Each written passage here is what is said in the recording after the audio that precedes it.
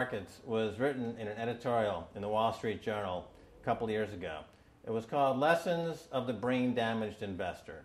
And in this editorial, they explain why people with slight brain damage do better as investors than people with normal brain functionality. Why?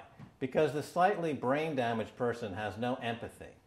And that's the key. If you don't have any empathy, you do well as an investor. And so Wall Street breeds people who have no empathy to go in there and to make decisions and make trades that they have no compunction about and no thought whatsoever as to what they're doing might affect their fellow human being. So they breed these robots, these people who have no souls. And since they don't even want to pay these people anymore, they're now breeding robots, real algorithmic traders.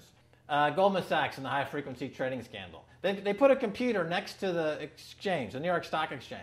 This computer, this co-located computer, as they call it, it front-runs all the trades on the exchange, and it hits the exchange with volumes of orders in ways that scout pennies and nickels away from the exchange. It's like they're siphoning money all day long. They went one quarter last year, 30 or 60 straight days without a single down day and made millions of dollars every single day. Is that because, well, that's statistically impossible. When I worked on Wall Street, the way it works is everyone kicks upstairs the bribes. The brokers bribe to the office manager bribes to the regional sales manager bribes to the national sales manager. It's a common understanding. At Christmas, who gets the biggest bonus at Christmas in an average brokerage office? The compliance officer.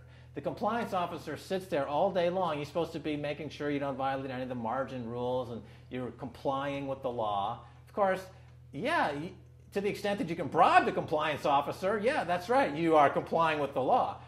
So how does fraud has become the system? It's no longer a byproduct. It is the system. You know, it's like that old Woody Allen joke. He says, "Doctor, my brother thinks he's a chicken." And the doctor says, "Take a pill, and that should cure the problem." And he says, "No, doctor, you don't understand. We need the eggs." Okay? So the trading of fraudulent claims back and forth between banks to generate fees, to generate bonuses, has become the GDP producing growth engine of the United States economy. Even though they're essentially trading fraudulent claims that there's absolutely no hope of ever paying back. They're processing and generating and resecuritizing nothing. If I write $20 billion on a cocktail napkin and I sell it to JP Morgan, while JP Morgan writes $20 billion on a cocktail napkin, and we swap those two cocktail napkins at a bar, and we each pay ourselves 1/4% in a fee, we make a lot of money for our Christmas bonus. We each have on our books a $20 billion cocktail napkin, which has no real value until such time as the system is no longer able to absorb bogus cocktail napkins, in which case we go to the government to get bailed out. And because of Wall Street and the global stock market, there are now conservatively about $700 trillion of outstanding fraudulent claims known as derivatives, still waiting to collapse, a value amounting to over 10 times the gross domestic product of the entire planet. And while we have seen the bailouts of corporations and banks by governments, which of course comedically borrow their money from banks to begin with, we are now seeing attempts to bail out whole countries by conglomerates of other countries through the international banks. But how do you bail out a planet? There is no country out there that isn't now